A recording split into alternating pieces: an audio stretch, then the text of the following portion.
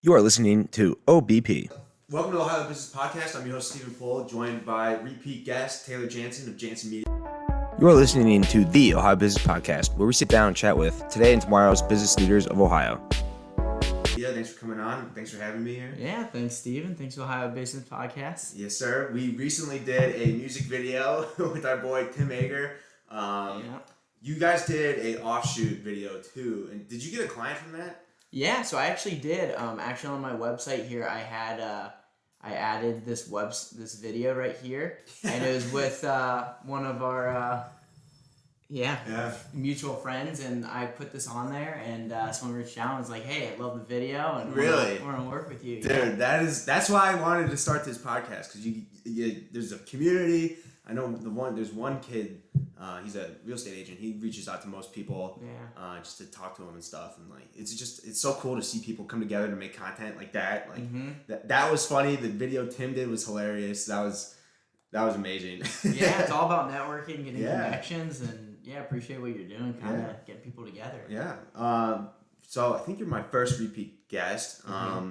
Last time I talked to you, you were engaged. Now you're married. Yeah. What's that been like? Yeah, so got married about a month and a half ago now, and Congratulations. Thank you, appreciate it. And through that, just a big life event like that, and especially running your own business, it kind of takes a little bit of toll where you got to focus on what's important in life. And at that time, it was getting married, getting the prep ready for it.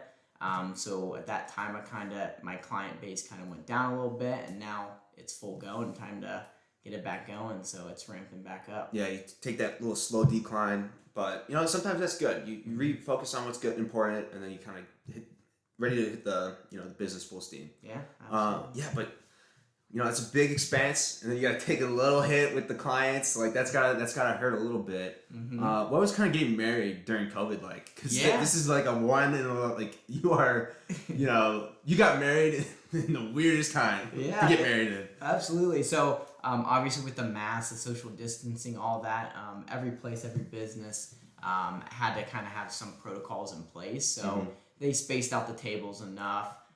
They requested people wear masks if they were going to take photos and post it, stuff like that. But for the most part, nothing really changed.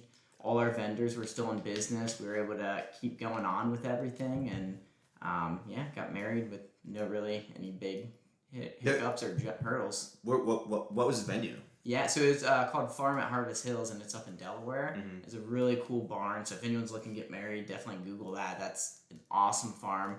They run a ministry, so they do stuff like a Tough Mudder they do out there at the farm, and then they do a lot of like religious holiday, Halloween type events and stuff out there. So just outside of like the masks, and then so you didn't have to wear a mask just for the pictures? Yeah, a couple pictures here and there, but I mean for the most part it was pretty relaxed and chill about it. That's great, because I saw somebody on Instagram, they did an all Zoom wedding.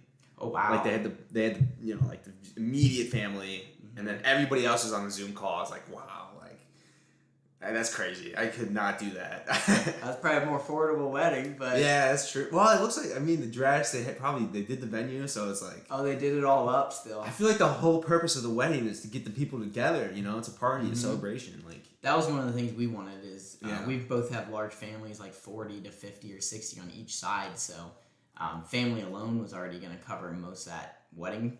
And through that, we wanted to, like you said, get together with the family and friends and celebrate all together in a big party. So from the business side of things, have being married changed anything? Maybe like organizational or just I don't know, time wise, effort. Yeah, I'd say most of it's been all positive. Like my wife Shannon, she is super supportive, and anything when I maybe are having a little slower time, she writes me post-it notes every day with motivation and kind of support, and it kind of just keeps me going. And sometimes on the whiteboard she'll write little notes here and there to kind of make sure that I'm getting on working and trying hard. So far everything's really positive. Nothing's really holding back.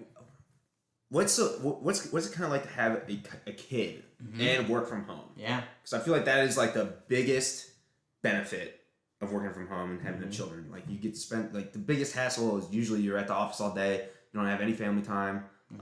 What's that kind of like? Yeah, I mean, being my own business owner, it's awesome. I mean, I'm thankful that my wife's mom watches Adeline most of the time, so for the most part, that's kind of covered during the day, so I can work in peace and quiet. But it is really cool when sometimes Shannon's off during the week on Wednesday. I get to work for 3-4 hours, and then we get to do some family time. And I, since I'm the boss, I get to kind of relax and do whatever I need to, and then the next day get back to work and make sure everybody's getting their stuff done. Do you kind of feel more of a pressure now that you're married to kind of maybe outperform what you were doing before? Yeah, I'd say absolutely. I mean, we've got huge dreams and collective goals together, so making sure financially we're on the right track, and then I've always wanted to run my own business, and I know she eventually would like to do that as well. So, getting that experience and kind of going from that, it's been good. Outside of what you've done with him, have you done anything kind of promotional wise for Janszen Media, or you kind of been cooking up? Yeah, no, absolutely. I mean, I'm a smaller shop. I've got one full-time developer, and right now I'm building a network of contractors between developers, digital marketers, content writers, that whole spiel. And I've been doing a lot of social media posts. So I have seen that, yeah. So some of the social posts, I have someone helping me write those. I kind of formulate it and get it scheduled out. So it's not like I'm every single day sitting down and posting, because right when you do that, kind of takes you away from stuff. Yeah. But I'm writing blogs on my website. I am doing content on social media, trying to get more videos, connecting with a bunch of people. Recently got in a couple like networking groups. Just kind of all over the place and spread it. What networking groups? I've got it's just a small one. It's probably a group of 30 or 40 guys, and I've probably met about 8 or 12 of them. Everything's through Zoom right now during COVID, but they're kind of a group that they started it back, they're a little bit older, so they started it back maybe 20, 30 years ago. And their whole thing is about, giving referrals to each other and kind of helping out and giving their skill set to each other. That's so important, helping each other as business people. Because if, what is it? Rising tide raises all boats. It's not this fierce competition where every other business owner is your competition. It's going to kill you, because you can collaborate, you can do anything with anybody else, even if they're in the same field. You recently connected me with another web developer of that sort of nature, Hunter, I believe, Hunter Polker, right? Yeah. Seems like a great kid. I'm looking forward to talk to him. Like, you put me on to him, he's going to get on the podcast. I mean, that's just great, I guess, sportsmanship. It's great to, do that for other people, Yeah, and even I'd say direct competition. Like on one side, it doesn't matter in a way. I mean, once you start getting so big, you do want to learn from your competition, see what they're doing. You want to beat everybody. But for the most part, this Hunter guy, I've learned so much from him. He's taught me so much. I'm doing the same for him. So it's almost a mutual benefit, even though we're in the exact same space, web design, digital marketing. There's benefits to both, and it's not like there's any client overlap, and there's a mutual trust where we're not stealing each other's clients. Exactly. And that's just important to be as a business owner, not to have that ego, and just to learn from as many resources as you can, because you're not the best possible thing. There's always somebody better, smarter, capable, better time efficient. There's always that big company. So you gotta really work together when you're this size, Yeah. And it just shows your capability as a business owner to take that on and learn from other people. Yeah, and that's what I've been doing in the last, we talked maybe 6 months ago or so, give or take. And I've been doing a lot more networking, connecting with people. I've got a LinkedIn outreach strategy where I pretty much meet with business owners and just like you are doing, pick their brains, see what they know, see what they can teach me, and see what I can teach them in return. I'm telling you, you should probably start your own podcast. Yeah. For real. Yeah. I mean, since I started this in February, you're probably my 54th guest since February. That's awesome. That's crazy. In no other way is it possible to meet 54 business owners in that amount of time, or people in general. Yeah. In a 30-minute period. If you go to those meetup, meetup.com and that thing, you're meeting, not to, to downgrade it, or you should always go to networking events, but you're meeting random people, and it's usually just very awkward. And I went to one, I was like, oh my, what is this? But, it's, you gotta find those ways to network. It's extremely important. Yeah. Yeah. When it's building the relationship. So Yeah. it's more than, like you said, I'm a repeat guest. Like, we've been talking in the past 6 months a handful of times and collaborate on Shot rap the video, yeah. a little of everything. So it's building that relationship. So if I say, hey, you know, I know someone that could get on a podcast, I have no problem referring it to you because we've already built that relationship, versus maybe meeting you one time and be like, well, not 100% sure. Exactly. Yeah. We've established like a deep connection in a way, I guess. But what about that music video, man? That thing was... It's wild. We got in suits. If you haven't seen it, we got in suits. We went to my house. It's in an up and coming area, I like to call it. But we went to it's like an abandoned duplex, and we like, you know, we're throwing up like typical rap stuff and smoking like cigarettes and stuff. It was just ridiculous, but Yeah. Well, and it's just like a bunch of white kids. Yeah, A white rap video, but it was suits nonetheless. Yeah, it was fun. It was Yeah. something to get out of the house and kind of get experience. And our friend Tim is looking to like build his video business. Yeah. So through that, he's learned to edit it, put it music together, and shoot it and everything. So We got a little wild at the end. You were on the lawnmower. I was pushing 2 mowers, or somebody was on a bicycle pushing a lawnmower. It was getting out of hand. But it was. I recommend watching it. It's Tim Ager on LinkedIn or his Instagram. I think he posted it, but I think it's funny. We need to do more of that stupid stuff, though. You know, people see it, and then they kind of throw into your network, and they're like, "Oh, this person actually does web design. Or this person runs a podcast or cleaning company," and then network through that. It gets their eyes, because basically, you know, stale content is, people see enough of it. It's like advertisements. People scroll past it, but a rap video of that caliber of what we're doing, like, people are probably gonna look at it. Yeah, well, like this video, I think there was like 2,000 or 3,000 views on that. Really? And wow, this that's rap crazy. video, wasn't there like 700 or 1,000 collectively between them all? Have to check back, but there's thousands of people are watching these videos we spent 2 hours on. And then he did edit a lot of it, but That's true. did he edit that first post? Yeah, well, so like this video, we filmed it, edited it, and launched it in under an hour. Yeah. And the rap video, we were there hanging out for an hour or two, and then you probably spent some time. Yeah, those are fun. I when I first started like the Clay Financial stuff, I was trying to do like those little skits and shit. Yeah. But I didn't have a following at all. But collaborating with people is a great way to like get that exposure. And they weren't funny, so just me being weird, I guess. No, I like it though. It's different. It kind of creaked your head, and you're like, "Oh, what is this? Who's this guy?" Yeah, he does web development. Yeah. On the business front, has anything changed? Are you focusing more on anything? Yeah. So one thing I have found in the last 3 or 6 months, because I've been doing this full time now, full time for 7 months and part time 3.5 years before that. I found that I do need to focus on certain things. So rather than saying yes to everybody, and someone's like, "Hey, do you do social posts?" Yes. Do you do a website? Yes. Do you do all of this digital marketing? When you start to say yes to everything, sometimes you get spread thin and you're not specialized in it, where sometimes you can't get it done as quick, or you may not have connections through it. So I have been focusing more on web development, SEO, and then the paid advertising and kind of the measurement of the advertising efforts. And so like social media, I'll do social media ads, but very rarely will I take a client on that. I'm doing daily social posts. Yeah. And I feel like everybody has to go through that process of, trying to be extremely broad, and then you figure out that you really have to focus. Because I feel like I'm going through that process right now. Like, I do the 401k and the individual retirement account thing. That's like my niche, really. But now I'm doing like brokerage accounts, like stock picking. Now I'm trying to focus on like healthcare insurance, because I found like a contractor where they give me a bunch of leads and feed me leads, so I can just be on the phone all day. But I feel like at some point it's all going to be way too much for me.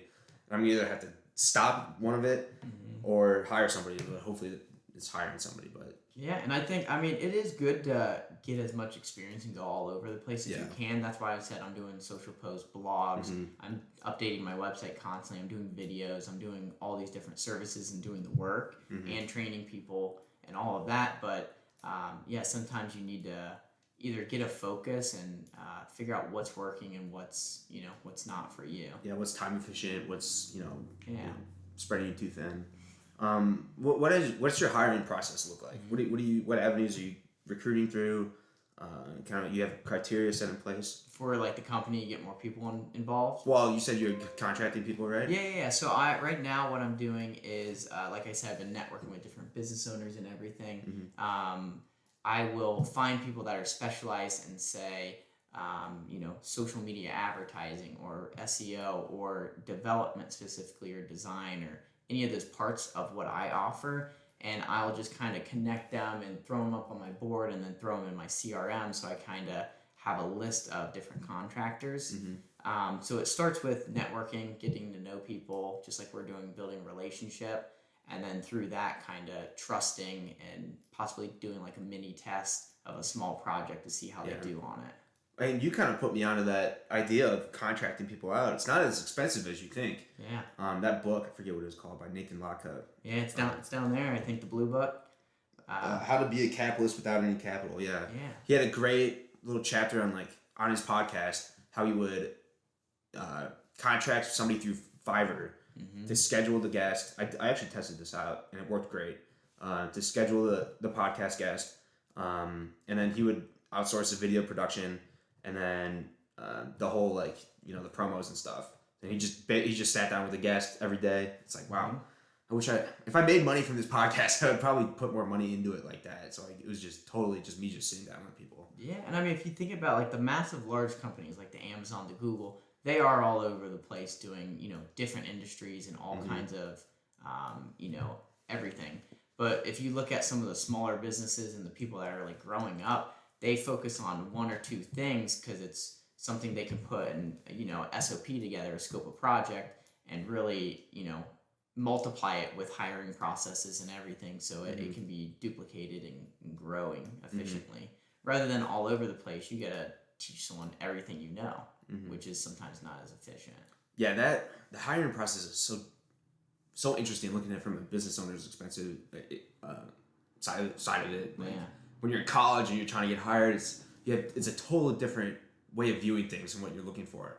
And you basically know nothing out of college, It's crazy that people really hire you that young with no experience, I mean, on one side like that, like obviously if you hiring someone right out of college, like they're a little bit cheaper because they need to gain that experience. I know my first job, I think salary was like $25,000. I was like, I don't even know if I can eat on this. So of course I had a part-time job to really make it ends meet and stuff. But through that, I really took the experience, and that kind of helped me get where I am today and be able to develop my own business. So I think we talked about this in the first podcast, but what was kind of that transition? Maybe because it was COVID, but what was the transition to going full-time with Janszen Media? Yeah, so my background was working in an agency, so I gained all that experience, kind of what I'm running my own company now. Worked at American Freight Furniture, ran their digital department, gained that like upper experience and technology that I needed.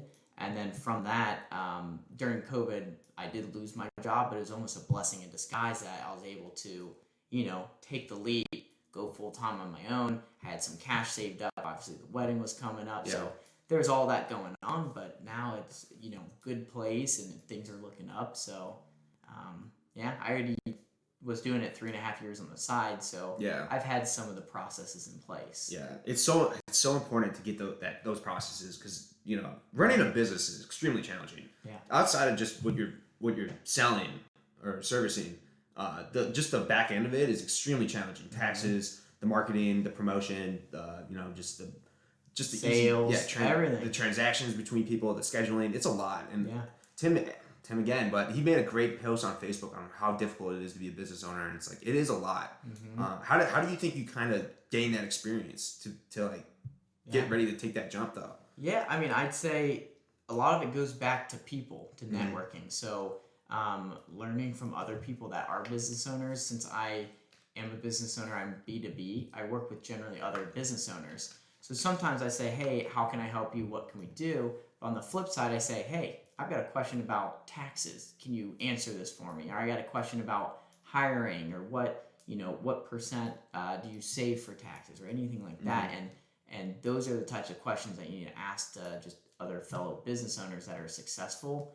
And that I found to be, awesome to kind of help grow it. Yeah, because if you just go out there on your own, it's going to be extremely difficult there's so much finesse with it, with how you can save money, make money, and it's impossible to know because you really aren't taught it at school at really any level. I'd also add like reading. So a lot of Yes. books I read are business books, like all those books that are underneath the desk here. Like those are all, I learned one thing, maybe two things from it, and through that it really, gives me the knowledge and the benefit to growing the company. Yeah, reading books has definitely helped me out too. Because I feel like with at least investing, they don't really teach you a lot about really about personal finances. And I had to like basically self-teach myself through that, a bunch of books. Yeah. You think of finance, like there's no way I would get through my finance degree and then take the job I have now and actually be able to sell and work with clients without doing the reading. And that's a big staple. Like YouTube tutorials. It's just a plethora of information for free. Well, and it's some things, like one thing, I watched a webinar or something on taxes because, anywhere you can save taxes, not give it to the government, I'm interested. And one thing that really stuck with me is, I forget the exact tax code, but it was something in the IRS, and it said, strictly from the IRS website, a business write-off, which is how you save money on taxes, is determined by you as a business owner, and it's anything that is necessary and ordinary for your business. So like this drone, for example, I do video production, and in order for me to make money off my video production and sell this service, I need a drone. So $350. I need a drone. Business expense. So, that's kind of how it is. Same with the computer, the whiteboard. Anything that goes in this office is generally, for me to make more money as a business owner. So as long as you can explain in detail, what it is, how much it is, where you got it from, and what's the reason for the expense, you write it off. I'm a very frugal individual. I usually like throughout my life, I always bought cheap end stuff. I didn't really care. But now with the business and you can write it off, like I will now shell out money for the nicer thing. Like that laptop, I was not going to buy that laptop, but like I can write it off. Might as well. Yeah. This mic, this stand actually broke, but do need to get another one. But I bought a nicer mic. It gives you that affordability to buy nicer things too, which is kind of ironic. It's being smart with your money too. So like, if this still works, like why spend another $400 on it, even though it's a business expense? You need to do stuff for your business, but also don't waste money. Like if I didn't actually need this or use it, like is $400 really gonna, be needed? Yeah. Yeah, you do have to delegate in that sense. Yeah. Where have you kind of been focusing the most of your time right now with Janszen Media? So recently getting married, in this last month has been sales. So I've got a few clients that I do a lot of consulting and business for them. But I didn't have any website projects in this last 30 days. And I was like, all right, so these 30 days, I started going on like Upwork, and I did a Craigslist ad and a whole bunch of different stuff. And I got some calls from the Craigslist ad. And I was like, all right, a $5 investment. I got 2 phone calls from it. Not bad. I did Upwork, and what you do is you pay for credits. I spent maybe $25. And just recently in the last 30 days, I've closed like $8,000 or $10,000 worth of websites. Really? So, and just $30. I was like, that's a good return on investment. Yeah, it's ROI if I've ever heard of it. Yeah, so it, in the last 30 days, I had absolutely no money coming in. Yeah. So I was every day like sales, and some things I would get depressed, and then my wife would write me a post-it note like, keep going, you got this. And then I keep going, sales, and then boom, contract signed, and give me the check, and I'll get the business going and build your website and deliver a phenomenal product for you. Get the battery dying, Dan. Yeah. Let's see what we're at time here. 24 minutes. Yeah. No, this is good though. I don't know. You want to wrap it up? Yeah, we can wrap it up. This is productive. Any words of advice? How about previously to yourself? What would you say to yourself last podcast that you wish you knew? Yeah, I mean, the sales thing. I mean, this Upwork. I actually got that idea from the Hunter guy that I gave to you, and even though he's a competitor, I learned go to Upwork. So for $30, I started getting huge projects, and I'd say being determined, like doing sales every day, even when it's hard, you just keep going, And then in addition to that, like networking with people. I'd say just learning from others is how I've gotten where I am today. Taylor Janszen, janszenmedia.com. Yeah. Check him out. If you need a website, if you need anything that he's described in this podcast, make sure to reach out to him. Thanks again for coming on. Thanks for having me. Thank you, Steven. Appreciate it. Stop it. The Ohio Business Podcast is sponsored by Janszen Media. Janszen Media is a website design and digital marketing agency. They develop custom strategies and solutions around client goals and business objectives. From day one, they have been focused on results, building websites that deliver more online traffic, more conversions, better user experience, easy navigation, and web functionality. You can find Janszen Media on their website at janszenmedia.com. That's spelled Janscen media.com. That's janszenmedia.com. Thanks. I want to introduce you guys to the Ohio Business Podcast first sponsor, Nextdoor. Want to earn extra cash with your extra space? There's an app for that, to Nextdoor, the marketplace for your storage space. Nextdoor is currently taking on new hosts like me. Simply visit their site, nextdoor.com, nxtstor.com, to get the app.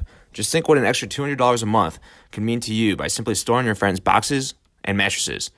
Once again, check out nextdoor.com. Thanks.